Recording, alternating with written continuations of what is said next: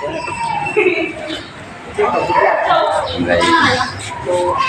dito yung vlogger ng ma'am. Hello po. Siya yung vlogger na Nakatingkad talaga atin ako. kami dito sa GK.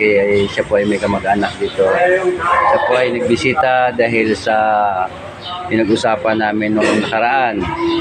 Hindi kami nabigo sa pagbiyaya sa kanya. Thank you very much, ma'am. Thank you din po sa group na to. Ayan, alam niyo naman ninyo mga kababayan ko, kapag community service talaga hindi natin pwedeng aayawan Thank yan. you, ma'am.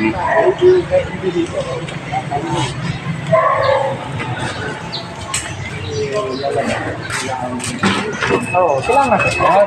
Hindi sila ang sila talagang masusunod eh. Excuse po. Sana yan eh.